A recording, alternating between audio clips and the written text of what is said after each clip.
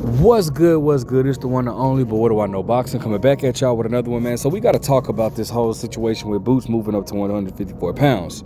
Now, listen. Once again, I've already stated the welterweight division kind of watered down.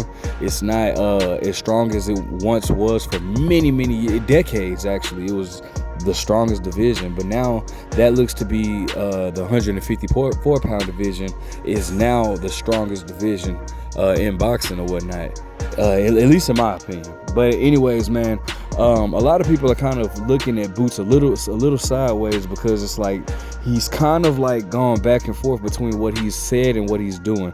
Meaning, he said he wanted to go to be undisputed at 147 pounds. He didn't want to take a fight with Virgil Ortiz. He wanted to unify the division. I felt like he had every right to. I mean, that's perfectly fine. I thought that was like perfectly normal. But now he's moving up in weight to 154 pounds. Now, here's the thing. Normally, I don't mind that, right? I don't. That doesn't bother me, because if you can make a weight or not, right? But the only thing about that is it was like a few months ago he was just saying he didn't want to fight with Virgil Ortiz at 154 pounds because he wanted to unify the division, and he said he can make 147 pounds easy, right? He said he can make it easy, and now he's saying that it's difficult for him making the weight, and it might possibly be I don't know, but it is what it is. I hate that we're not going to get him against Brian Norman, because, I mean, honestly speaking, bro, Brian Norman is the only guy that was calling dude out. Everybody at 147 pounds was pretty much almost avoiding him. Now, guys like Terrence Crawford and Errol Spence, I completely understood, especially Terrence Crawford. A lot of people were trying to put the pressure on Terrence Crawford, and I'll speak on that a little bit later. But, guys didn't seem like they really wanted to fight him. And then, so when you finally have somebody like Brian Norman who's stepping up, calling them out, I hate that they couldn't get that fight due to money issues or whatever. I just hate that fight couldn't go in. But anyways, let me go ahead and get into the article, and then I'm gonna give you my opinion about what's going on with Boots. All right, so shout out to the Boxing News app. It says Ennis targets full sweep at 154 pounds, then middleweight. Jaron Boots Ennis has traded his welterweight title and is now racing the summit of the super welterweights. Promoter Eddie Hearn confirmed that the undefeated Philadelphian is letting go of his WBA and IBF titles and will turn pro at 154 pounds in August or September, thanks to the WBA's provision that allows him to go straight into a title fight. And so for guys that don't know, like, if you want, pretty much all sanctioned organizations hold this kind of rule where if you relinquish a title at a lower weight class and move up, you're automatically in line to fight for that title again. You kind of skip the line of everybody else. It's kind of their I think everybody pretty much has that rule, but it's anyways. Hearn indicated that interim champion Johannes Tellez was possible first in line, but he insisted that Boots will fight for all the championship belt at 154 pounds soon. And for those that don't know who Joel Ennis is, Joel Ennis, I'm sorry.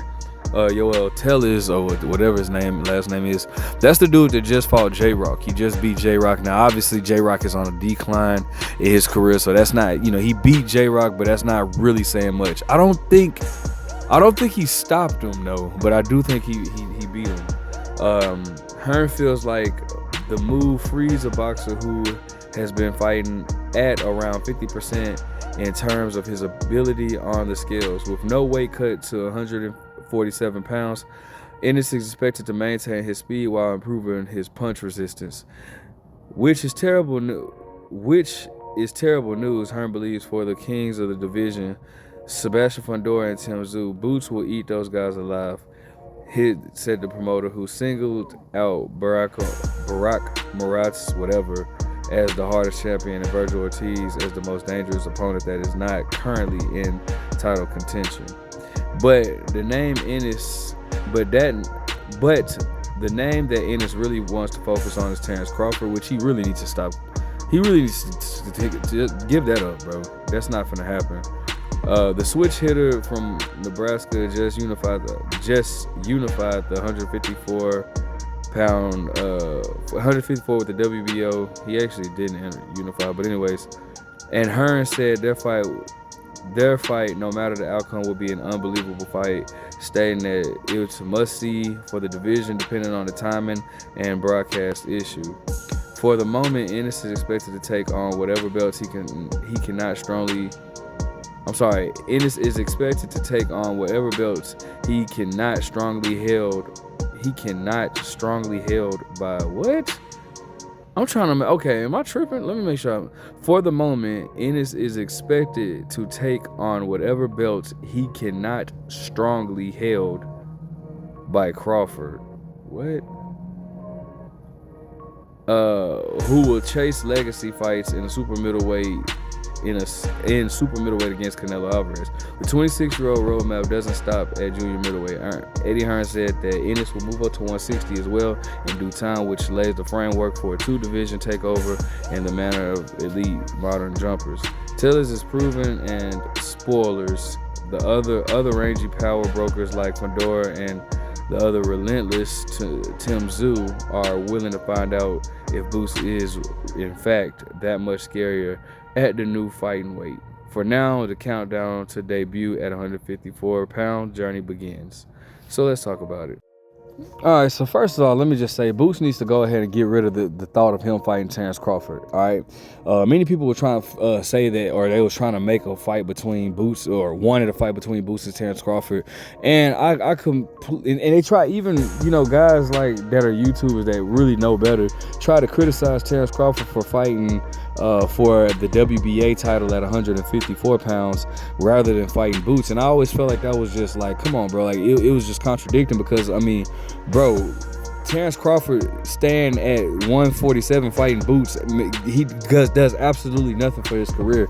But him moving up and fighting Israel Madrimov for the WBA title, that now adds on to his legacy, and he becomes a 4-division champion while getting paid more than what he would have gotten paid to fight Jaron Ennis. So it's like, that's really a no-brainer. So I never understood the contradictions with that. But anyways, regardless, Boots needs to let that fight go. Now, 154 pounds is like stacked, and I don't know how Boots is gonna fare against everybody, but we all know Boots is very skillful, and I know he can hold his own against at least majority of those guys. Matter of fact, let's go ahead and take a look at the names that's in the 154 pound division. All right, now I'm gonna name some names, and you tell me. You got Backroom Murder, the dude that knocked out Tim Tszyu. That dude is dangerous. That's dangerous. He got the IBF title. You got Erickson Lubin. That's a really good fight. You got, I don't know. Oh, they got Conor Ben ranked up here. That's still a good fight. I would love to see that. You got Sergey Boachuk. That's another good fight. You got Jesus Ramos. That's a good fight. You got Keith Thurman. That's a good fight. You got Charles Conwell. That's a good fight, even though he's coming off of a loss. That's a good fight. You got Jermell Charlo coming back. That's a good fight. You got let me see here, Sebastian Fundora. That's a good fight. Tim Tszyu. That's a good fight. You got Xander Zayas. You got Virgil Ortiz. Bro, this is a lot of names, and I just named a lot of names, and all of those fights none of those fights are gimme fights for Boots. None of them. All of those fights are difficult fights for Boots. Now, the good news for Boots is he's not gonna have to worry about anybody ducking him, because everybody wants to smoke at 154 pounds. So he's not gonna have to worry about anybody avoiding him at all. And I think that's gonna be great, because this is a tough division or whatnot. So if he wants to know how good he is, he's about to find out in this division. Whereas at 147 pounds, now that division is now kind of open, right? You got dude, is freaking Rolly finna be a 2.5 division champion, bro? That is crazy to me. Rolly, because he was next in line for, I think, the WBA, right? So you got Brian Norman, who seems to be the leader of the pack. You got Mario Barrios, who's finna fight Manny Pacquiao. and then you got the 2 vacant titles. So it's like, bro, I don't. The 147 pounds is up for grabs. You got, Devin Haney moving up there. I don't know, man. It's looking like I don't know. Let me know what you guys think. Make sure you guys like, comment, subscribe. But what do I know?